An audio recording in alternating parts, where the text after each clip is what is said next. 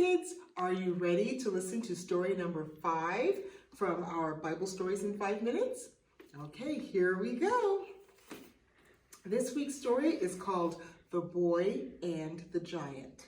This is from 1 Samuel chapters 16 and 17. This is the story of a young shepherd boy who faced a mighty giant and of how he trusted God to save him.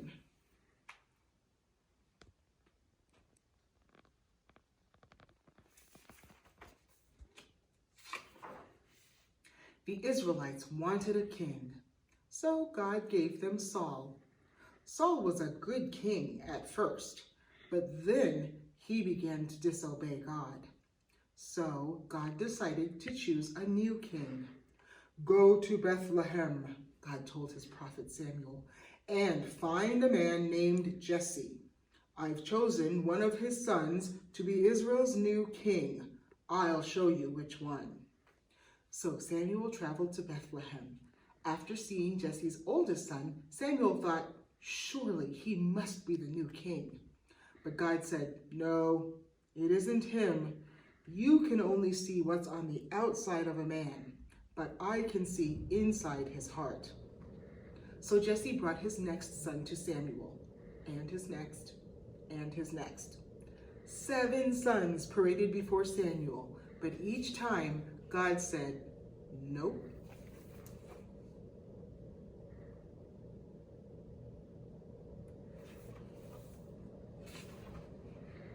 "Do you have any more sons?" Samuel asked. So Jesse sent for his youngest son, David, who was out tending sheep. When David came, God said, "He's the one. Anoint him." Samuel took a horn filled with oil and poured it over David's head. And from that day on, the Spirit of the Lord was with him.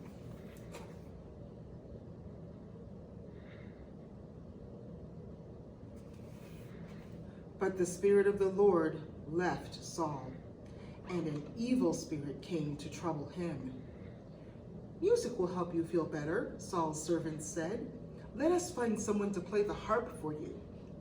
One servant remembered that David played the harp and sent for him. Whenever the evil spirit troubled Saul, David would play his harp, and Saul would feel better. So David traveled back and forth from watching his father's sheep to play for Saul.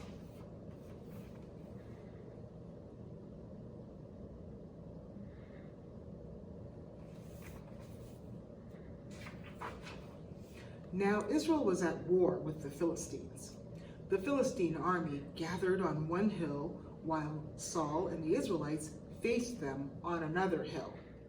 The Philistines had a warrior named Goliath, and he was a giant. He stood 9 feet 9 inches tall. His armor weighed 125 pounds. He carried a huge bronze sword and a spear with a heavy iron point. One day, Goliath marched out and shouted, "There's no need for all of us to fight.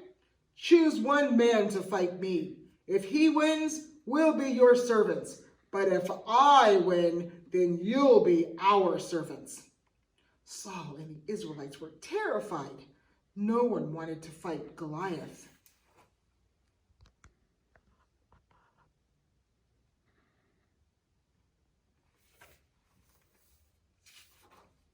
Every morning and every evening for 40 days, Goliath marched out and shouted his challenge to the Israelites, but no one dared to fight him. Jesse's 3 oldest sons were at the battle with Saul. One day, Jesse told David to go and check on his brothers. David reached their camp and found his brothers, just as Goliath came marching out. He listened to the giant's shouts and then watched as all the Israelites trembled with fear.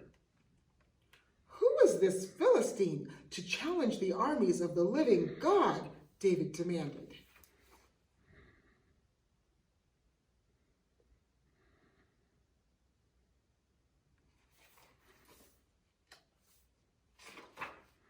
King Saul heard about what David had said and sent for him. I'll fight this Goliath for you, David told Saul. You can't fight that giant, said Saul. You're just a boy. But David said, when a lion or a bear attacks my father's sheep, I grab it by its fur and strike it down. This giant will be like one of them.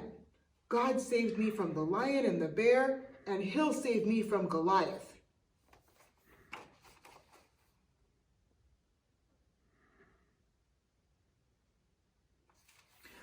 Saul agreed to let David fight and even gave him his own armor to wear. David strapped it on and tried to walk. I can't even walk in these, he said, and took them off. Instead, David took his own staff and sling. Then, after putting 5 smooth stones in his pouch, he set off to face Goliath.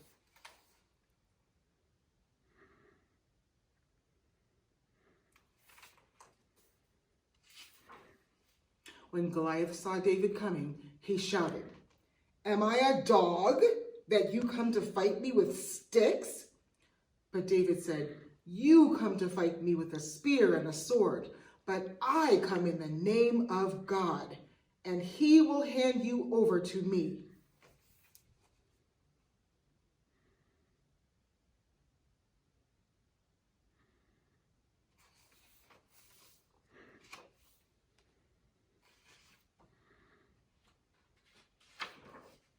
David ran toward Goliath. As he ran, he slipped a stone into his sling. Round and round went the sling. At just the right moment, David let it go, and the stone sailed through the air. It hit Goliath right in the forehead, and he fell face down on the ground. When the Philistines saw that their hero was dead, they ran away. The Israelites gave a great shout and chased after them. And that was how God used David, a young shepherd boy, to defeat the mighty giant Goliath.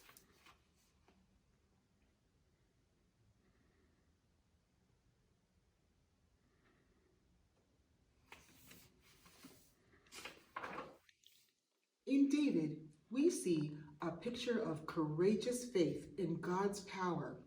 We also catch a glimpse of the coming king who no one would have expected or picked to win the victory, Jesus.